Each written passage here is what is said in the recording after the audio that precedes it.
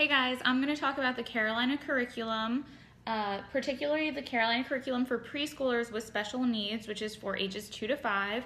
There's also the Carolina curriculum for infants and toddlers with special needs, which is ages 0 to 3, which I'm going to touch on a little bit. So the Carolina curriculum is put out by Brooks Publishing, and to get just one age group, the cost is $54.95. You can get both together for $99.95, and the forms to go with just one of the two is $75 if you get them on CD or $30 if you get them on paper. It's $150 if you get both preschool and infant toddler on CD. The authors of the Carolina curriculum are Nancy Johnson Martin, Bonnie Hacker, and Susan Ademeyer. The most recent version of the Carolina curriculum was published in 2004 from what I was able to glean. So like I said, the infant and toddler is for ages 0 to 3, preschool is 2 to 5. There is a little bit of overlap for those younger preschoolers, or for repetition of some of the skills that are more covered in the infant toddler. They're supposed to be taught in a logical progression. The Carolina is designed for children with mild to severe disabilities according to the publisher's website. It's intended to be able to be used with children with a broad range of disabilities, and it's specifically designed for children who have been diagnosed or identified as having disabilities.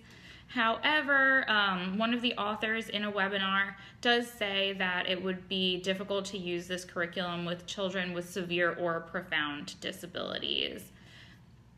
That said, there are adaptations provided to allow children with different disabilities to access the curriculum. We'll talk a little bit more about that later. The domains covered by the curriculum are personal, social, cognitive, communication, fine motor, and gross motor. So the philosophical orientation of the curriculum is not set forth in very much detail. However, I was able to find out that embedded instruction is really the cornerstone of this curriculum.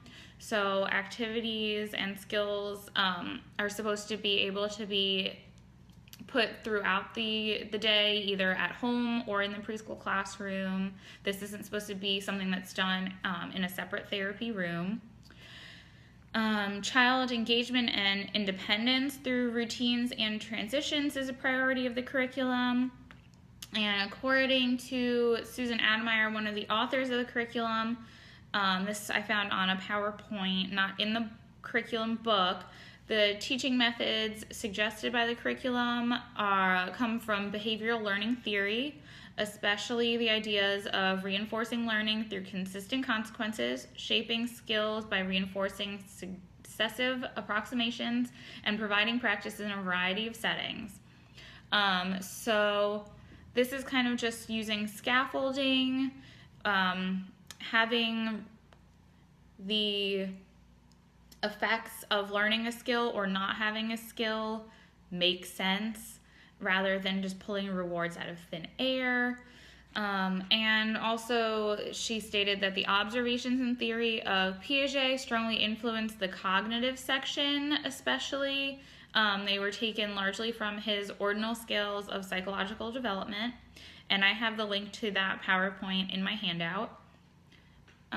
So the curriculum is largely intended to be used by parents and teachers through daily routines in natural environments like home or school.